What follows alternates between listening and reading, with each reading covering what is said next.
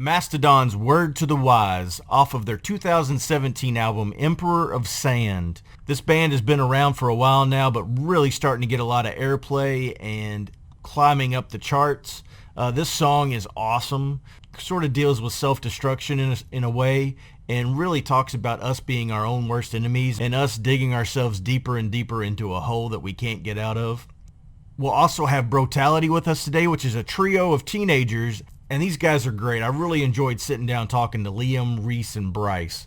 There's a lot to hear from these guys. Buckle up, stay tuned, we're ready to rock.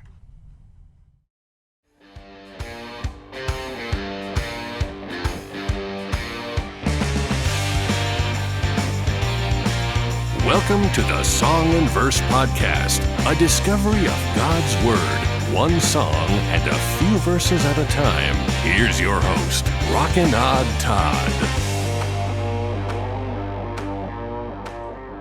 Hello and welcome to this episode of the Song and Verse Podcast. I am your host, Rocking Odd Todd. This is a discovery of God's Word through song and verse, and we're so happy that you decided to join us. Today's episode is awesome. We'll be talking about Mastodon's song Word to the Wise from their 2017 album Emperor of Sand. A lot to say about that song.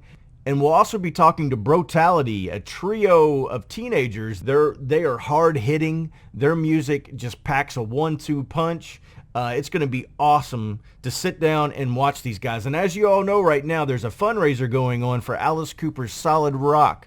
And we're really looking at giving back to the teen center out there in Phoenix. And today's episode is an embodiment of what it looks like when teens step out in faith and just do what they're called to do. These three guys are inspiring. GFM is inspiring. All the teens out at the Rock in Phoenix are inspiring. We can learn a lot if we just sit down and watch these teens hone in their crafts and be who God's called them to be. And so I hope you enjoy this episode as much as I did. And with that, we have Brotality with us today. Bryce, Reece, and Liam. How are you guys doing? We're doing great. How are you doing tonight? I'm doing awesome. So tell me, who's who here? Who's Bryce, Liam, and Reece? Which one's which? I'm Liam. I'm Bryce. And I'm Reece. Okay, and Reece and Bryce are the brothers, is that correct? Correct. Yep. Okay, and bass and guitar, correct, for you two? Yep. Bass and then we got Liam on drums. Mm-hmm. All right, so two brothers and a buddy. How did you guys come together? So the way it worked out, we had actually recorded at a studio that's semi-local to us, doing separate things, and the guy who ran the studio knew us both from those previous projects. And he wanted to do a project to help with some promotion for the studio. And he decided that he wanted to bring Reece and I in and Liam in at the same time. And when we were in the studio, Liam was just hammering the kit. And we were like, wow, we got to try to keep some stuff going with this kid. So we invited him up and we kept practicing. And at this point, he pretty much just hasn't left practice. So he's kind of in the band. All right. And so age-wise, you guys are like, what, 18, 17? What? I'm 14. 14. I'm 17. and 16. Guys, you have no idea how talented you guys are. This is phenomenal to be that young and be honing those skills and just taking off with that. It's pretty awesome, man. Just keep Thank you so much. Yeah, keep pounding. That's great stuff. So, did you guys know each other before that, or did it just started playing together? And No, yeah. So Reece and I, we live in a pretty rural area. Like our school, we have like 80 kids in a grade. It's pretty small. So like our nearest like city is Scranton, Pennsylvania, which is an hour from us. And Liam lives about 5 minutes from Scranton. So we live about an hour apart. So like we never really like crossed into each other before that. It all happened when we were in that studio working on that same project together. gotcha. And nobody's family members work at a paper company or anything, right? Nope. No. Nice. All right. So, what we really kind of talked about ahead of time, and I was noticing your all's bio, Mastodon and Megadeth are some big, influences of your all's. And I noticed that there's a little bit of a Dave Mustaine sound in the singing style, and that's really cool, man. I don't know how much you all know of Mustaine's story, but wow, what a transformation and what a dude. Yeah, we've all been Megadeth fans since we can remember, like listening to all their albums in the car. Our parents really got us into those guys. Yeah. So that inspiration has really made its way into our vocal style and into our music now. And his story just makes it have even more of an impact and make it hit even closer to home, knowing that Dave Mustaine's a Christian. Yeah, I mean, there's so many of those guys that have come to the faith since, and to watch the transformation, it's just a huge testimony to who God is and the grace that he gives us all. So that's really awesome to see. So in this episode, and I want to talk a little bit about Brotality and some of your all's music too, but we talked about the talking point being The Word to the Wise by Mastodon from their Emperor of Sand album in 2017. And correct me if I'm wrong, but from what I was looking into that, it looks like that's really about a family member. The album itself is about a family member that was really battling with cancer, and kind of lacing in some, throughout the lyrics. I mean, if they didn't state that, you may not see that directly, but once you hear them saying that, you can really see it laced throughout. Is that kind of what you guys would agree with? Yeah.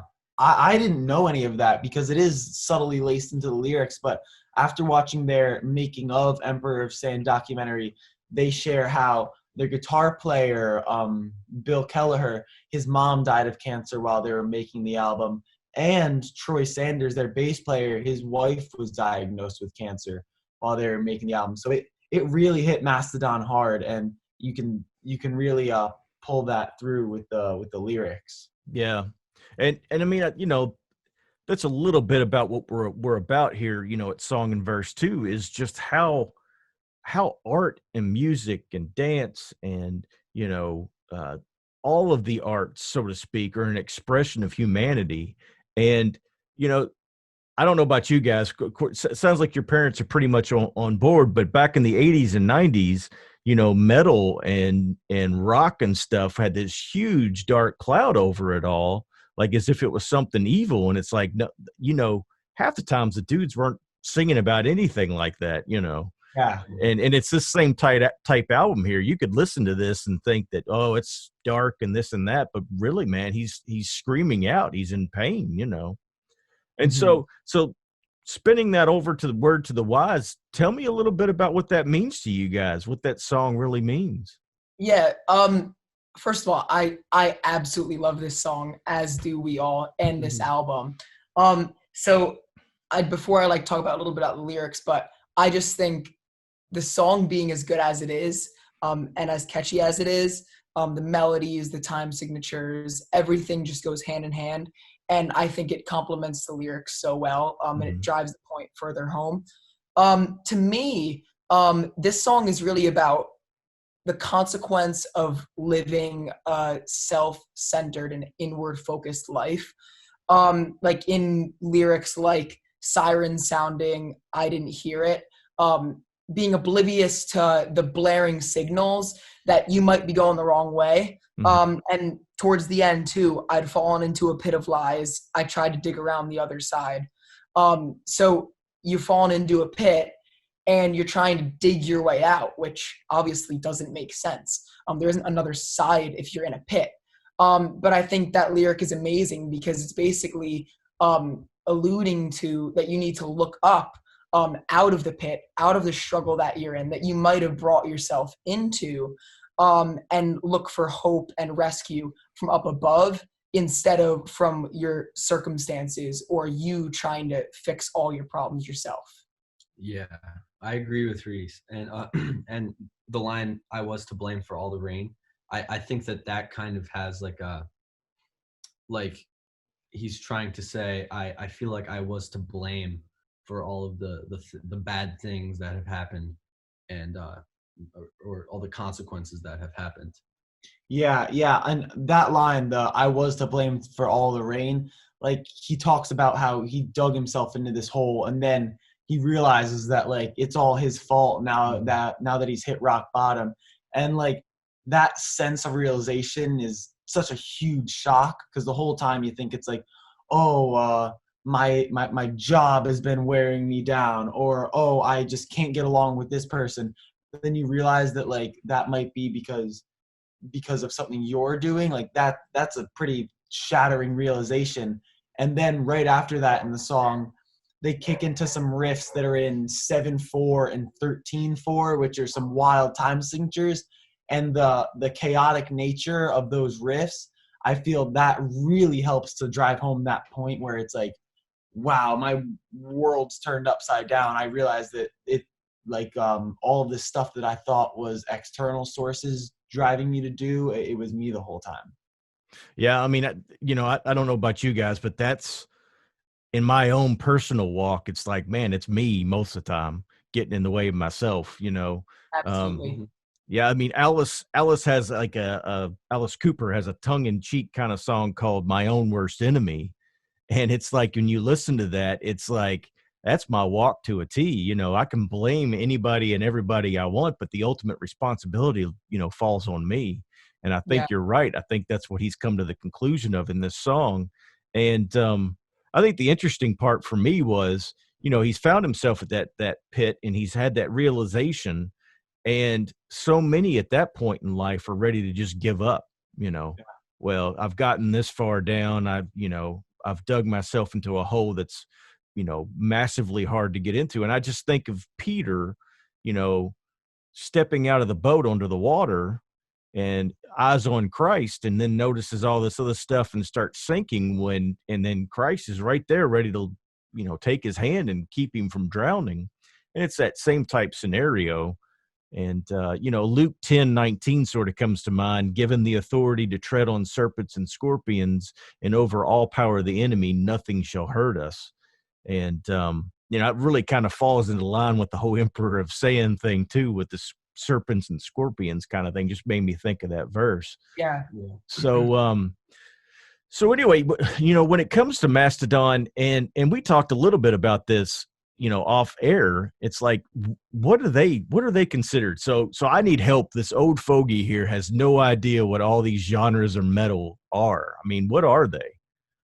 Yeah, so we've talked about this before, and it's really hard to classify Mastodon, because like there are a lot of those subgenres where it's like, oh, I can really hear the hardcore, or I can really hear the pop punk in this, or something like that. But Mastodon, like, they have such a wide variety of stuff. Like they'll have some like wild, like psychedelic breaks in some songs, but then they also have crushing riffs that are just as heavy as beatdown bands. So like we just call them like a straight up metal band. And I think trying to put them into some smaller subgenre wouldn't do their entire sound justice, because there's so many facets to what makes up the Mastodon sound. And I think too, that's one of the reasons why they're such a big influence on us.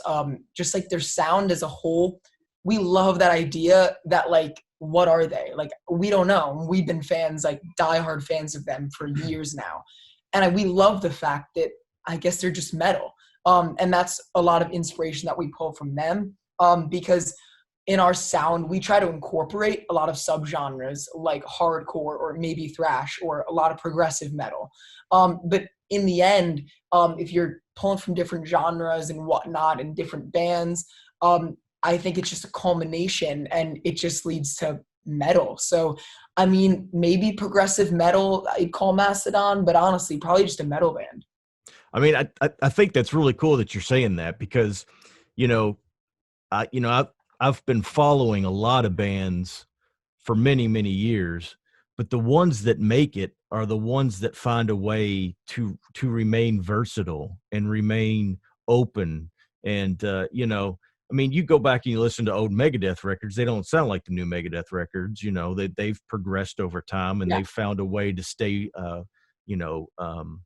vibrant and alive throughout the years, and relevant, I guess, is more the term I'm looking for.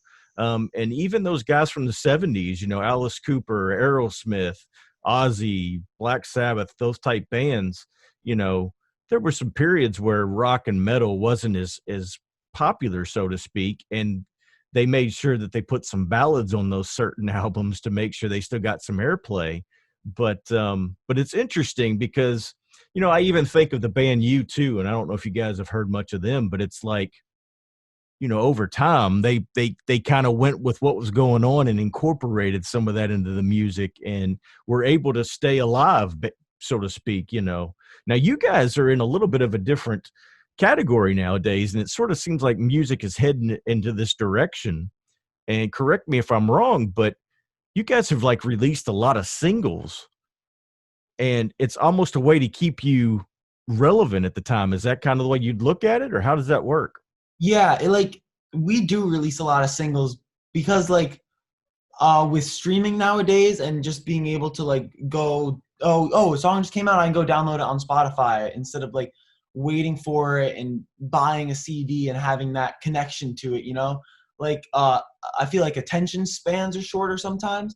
Mm-hmm. So when you have music that's being released more often, people it's kind of like a promotional tool too. Like the name Brotality is out there more, and there's not a 2-year span where there's no new music. And I wish it was back where it was we just dropped this full album, maybe one single came out, but everybody goes out and buys the CD, because when you buy physical music, you have that attachment to it, and you're I spent my hard-earned money on this, I want to really dive into it. And now it's hard because you can drop a whole album and someone can go download it, which is awesome, but it doesn't have that same sense of ownership, or that you spent your money on this album or something. So if someone listens to it and then they're I want to hear my favorite band, then they can just go and switch it off,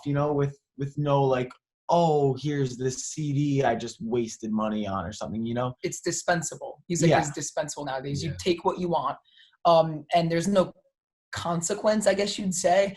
My dad always says, I would just go to the record store, I'd pick up a CD or something, and if I liked the cover, I'd buy it, and even if I didn't really like the music, I'd listen to it because I bought it for $15 or $10 or whatever. Yeah. So it's just that sense of, like Bryce was saying, ownership. But yeah, nowadays music is just very dispensable. So even if ideally we would like to just drop an album, people are a lot less patient nowadays, I feel like, with music, especially attracting new fans. Yeah, and we're still 100% plan on releasing albums and full length LPs and stuff, but just we're going in the direction where we release more singles spread out through more time. So then every 2 or 3 months, it's here's this new Brotality song, and you're listening again. And then maybe you have a year's worth of every 3 months you're getting singles. And then, an album drops out that has 5 singles on it, but then another 6 brand new songs. And hopefully that 6 brand new songs get the people to listen, and the 5 songs that they heard, that attracts them to get the album in the first place. Yeah, I think that the music industry as a whole, like you're saying, is just completely, it's been turned upside down ever since Napster and MP3s were available.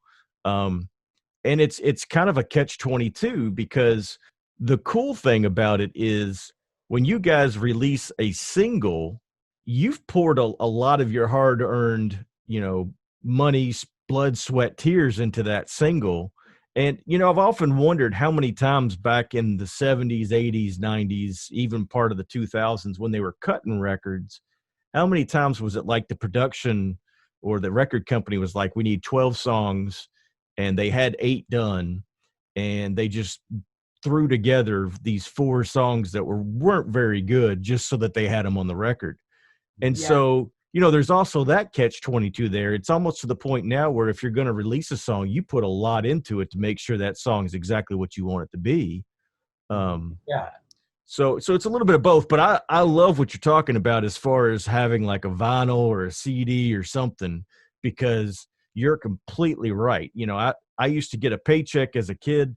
I used to vacuum pools in the summers, and I would get that paycheck. First thing I'd do is go run to Circuit City, which there haven't been in years, pick up 2 CDs for the week, and throw the rest in the bank, And that was like a Friday ritual. I got a paycheck and went and picked up 2 CDs and ended up with like an 800 CD collection at one That's point, awesome. Yeah. you know.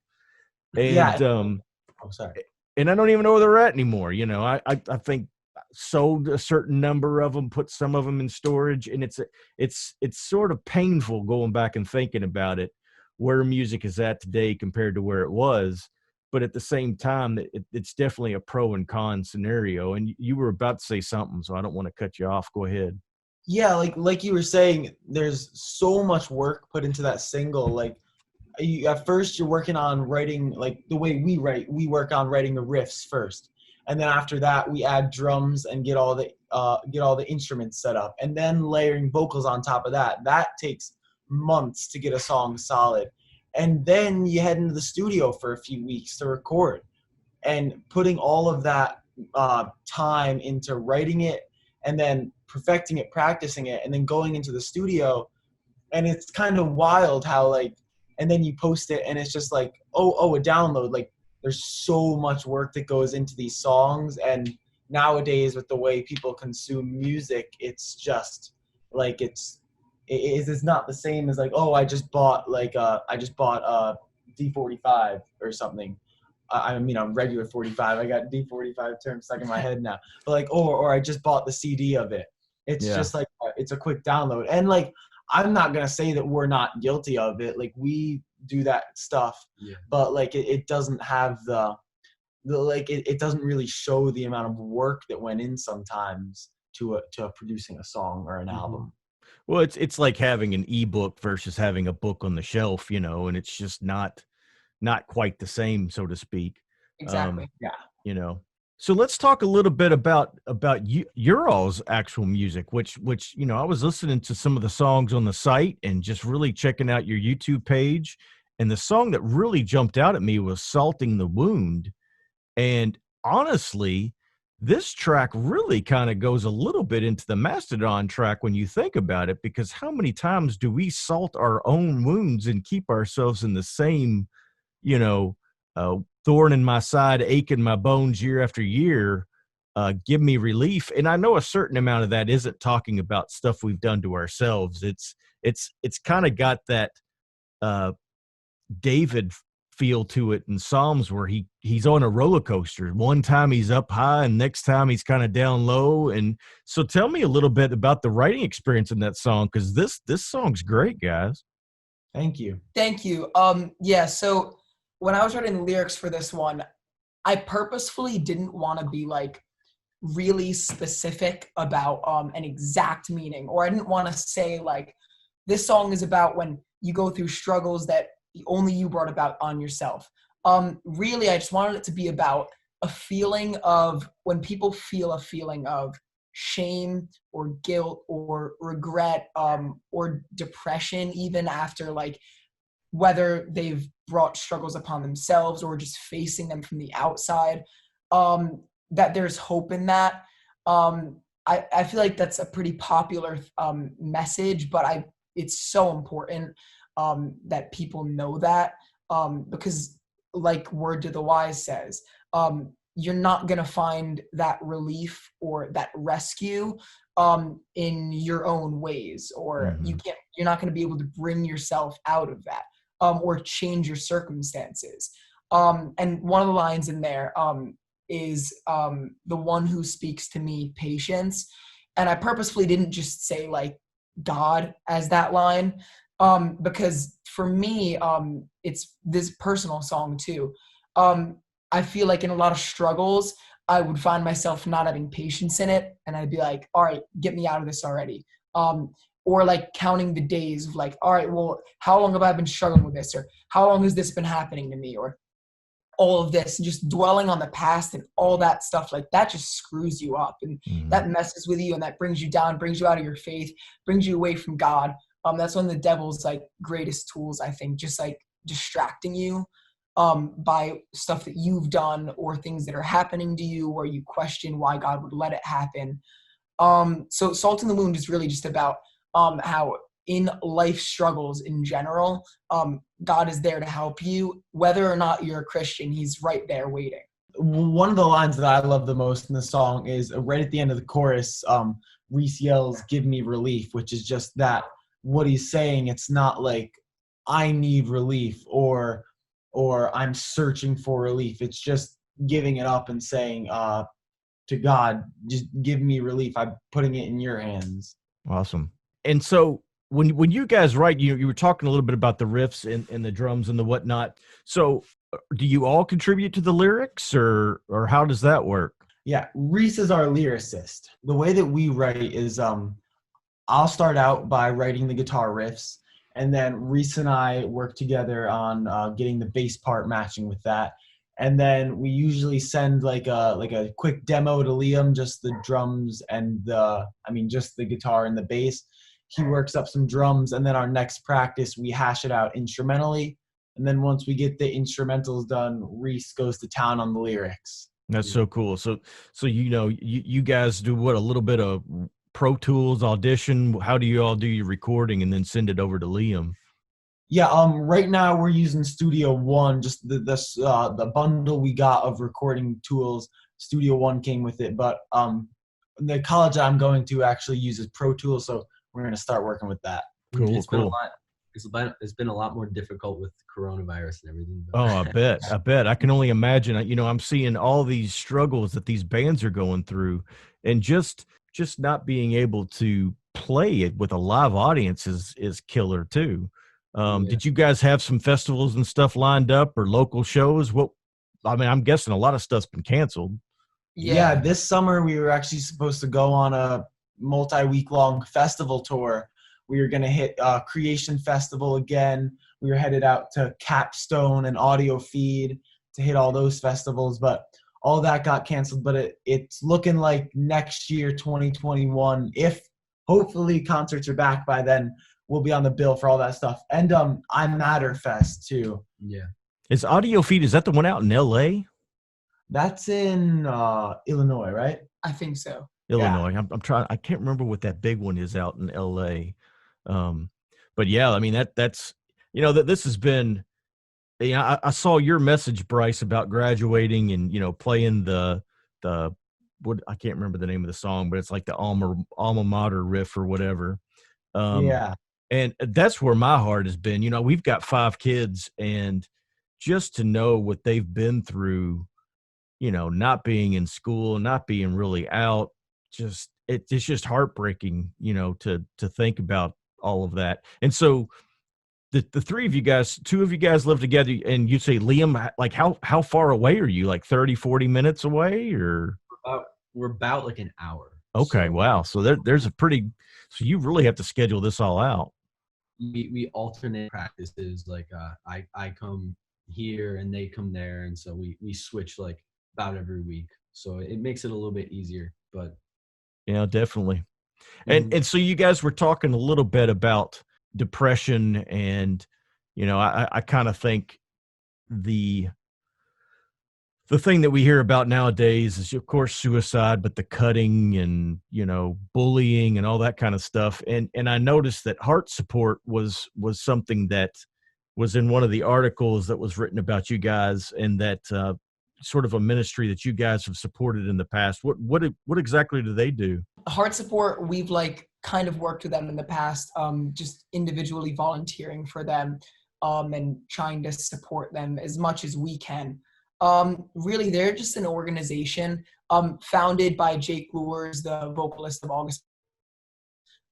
So they're an organization that's just trying to spread a positive message, a message of hope, specifically at the youth, of anyone who's dealing with depression or self-harm, or any feelings like that, where they're really just trying to bring hope to kids nowadays.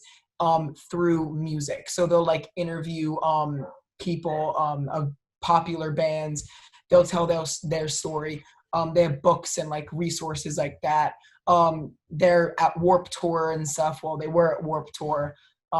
So yeah, they're really just an organization that goes hand in hand with what we're trying to do as a band. First and foremost, as a band, we just want to get our message across.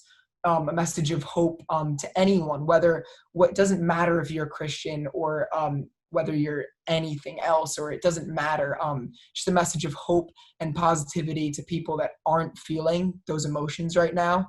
And that's why Heart Support, we're like right there with them. What you're saying makes a whole lot of sense because, you know, I struggle with this, with the whole, you know, what we're called as Christians to do. And, you know, Christ really gave us 2 commandments: to love God and to love people, and to see those carried out. And when you put in a song, "The one who speaks to me patience," I kind of like that it's got a little bit of that covert message, and simply because you want to pique somebody's interest. You want the music to be cognitive on a level that you're saying, you know, what do you think about this? What does this mean to you? You don't just want, if you just spell it out all the time, there's a lot more, in my mind, there's a lot more room for rejection to take place, because they're automatically going to have that stereotype of what they think it is and how they think it works. Yeah. And go ahead.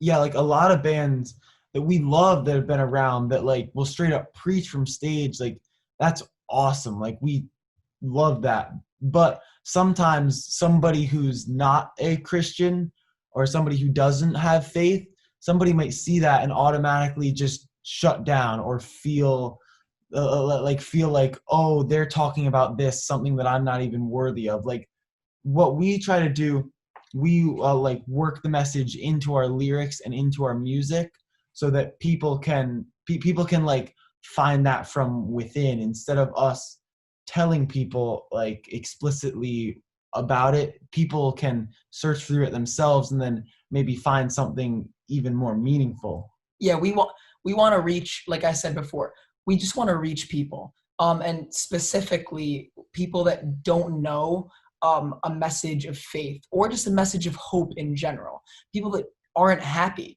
people that are depressed, people that are dealing with just negative emotions in general. And so as a band, that's why like we don't call ourselves a Christian band. While we all are Christians and are strong in our faith, calling ourselves a Christian band, right away, it's someone who's not a Christian, or a lot of times, especially the youth, that if they're metalheads, a lot of times it just seems that, you know, places like Warped Tour, kids that are into that scene, like we are, if they're not a Christian, most of the time they're going to totally reject a band that's like, oh yeah, we're a Christian band. So we hope to be one of those bands that just has a positive message, but like we said, that reaches the people that need it most, but that there's no hate, no rejection. Yeah. Awesome. Definitely. And I think that's where we should be at, because, you know, if we're carrying out that part of it, and we, you know, I've heard from too many people that, you know, when they find out somebody's a Christian, they're like, no, you can't be, you're nice. And it's like, well, wow, that's the whole, that's the whole goal of it. I was, you know, not being nice being the goal, but you know what I'm getting at. It's like, you know, you should be able to tolerate anybody, and you should be able to, you know, show love even when it's the hardest. That's what we're called to do, you know?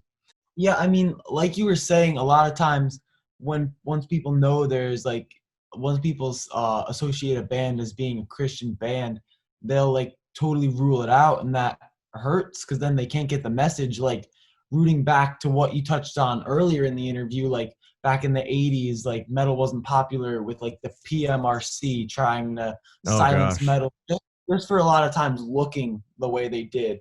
You know, like a lot of that, you're like typical like a Christian parent or something attacking metal, when they see Christian and metal together now, it's antithetical to them, and then it doesn't match and they won't be able to dive in and really get into it. So just like what we're doing, keeping it more subtle in there so people come in, listen to the music, maybe hear a short message of hope at one of our shows, or dive deep into the lyrics to get that and find it through like their own digging, so it's really meaningful to them. And have you guys been pretty well received, or is it something that you've had to? We've never had a problem with it. Like, we rarely ever play shows with other bands where the members have faith. Like, we play shows with a lot of local bands and other bands who don't share the same beliefs, but we've never had a problem with it, because we also we're not pushing anything down anybody's throats or saying or looking down saying that, oh, you're doing this, that's bad, you need to change your ways. It's like we express that through our music and through our message in the music. Yeah, no, I totally get that, because one of those things that's kind of a turnoff. Well, I guess the area I really want to go down is like, have you had experiences where after a show you'll have people talking to you and they'll want to know what the meaning is behind the songs or anything like that? Have you ever dealt with any of that? We've had that a few times. Sometimes it's a little bit hard because from stage you can't really tell what we're saying because we're screaming it. But yeah, like those are the opportunities that why we're in a band. Like that's what we want to see. Hear stories of bands that we love and their whole ministry. It's not even on stage. Like that's a big part of it, but it's off stage after the show when people come back to them and tell them how they're hurting and all this stuff and why and how they want to feel hope. Like maybe members of the band might. So really like that's why we're a band. Like we want to have more of those opportunities. Yeah, like that immediately made me think of Korn. Like Korn, totally not a Christian band, have a lot of songs that have totally different lyrics to what anything Christianity promotes. But after the show, Korn and Monkey, right? Monkey's also Christian? Well, Head. Oh, yeah, Head, not Korn. And I think Fieldy and Head both, I think. Yeah, Fieldy and and Head. Head. Yeah, that's who it is. But like those guys will have huge prayer circles right after the shows, right after a Korn show. So like the whole ministry there, like they might go on stage and play with Korn, who's not spreading that message. But then after the show, they have these huge prayer circles where they're really touching people heart to heart right there with them. Yeah, no, that's totally it. It's, and a huge part of what this, what we're all about is religion versus relationship. And there's a huge difference. Absolutely. Oh, yeah, I was just going to say there's that one Silent Planet shirt that says heal us of our religion. And a lot of times people would look at that and be like, hey, I thought those guys spread a positive message. Why are they saying that religion is bad? But it's not about following those laws that religion has set in place. It's about having a one-on-one relationship. Well, I mean, that's a pretty nasty rabbit hole because religion is really a pretty dirty business. Yeah. And, you think about when I think about religion, I think about man putting parameters on God. Absolutely. Yeah. And it's like, man, God transcends anything and everything we can try to do as human beings. And in so many ways, it's almost creation rebelling against our creator when we put stipulations on him. It makes no sense in many ways. Yeah. And, C.S. Lewis got pretty deep about some of that in some of his writings. And I'll be honest, that dude is so deep that I can't get a whole bunch of it. I mean, little bits and pieces I get of what he was getting, but man, you talk about a Christian intellectual. That dude was phenomenal. So, but man, this has been great. It's been really good to know more about Brotality. We are going to be following you guys. We'll probably put some of your all stuff up on our Spotify playlist, and that way, it'll be up there with some of the other bands we've talked about. Be looking for that on our website. We'll probably be redoing and revamping some of the website soon to incorporate a few things, and so be listening for Brotality on that list, and we'll list your all's social media with this blog post and with this podcast episode as well. And I really appreciate you guys being here. Yeah, thank you so much. Thank you for having us. This has been an amazing time. Yes. Yeah. Awesome, guys. Well, we sure do appreciate it. And this is Rockin' Odd Todd signing out for this episode of the Song and Verse podcast. Be well and take care. Thanks. We hope you enjoyed this episode of the Song and Verse podcast. Hopefully it was an uplifting, honest, and meaningful experience for you. We do accept donations. If you feel led to give to the Song and Verse Ministries, check out songandverseministries.com/donate for a number of different ways to give back. And also be sure to check us out on Facebook, Twitter, Instagram, and Pinterest. We hope you tune in to the next episode of the Song and Verse podcast. Until then, keep searching for the DNA of God's Word found flowing through song.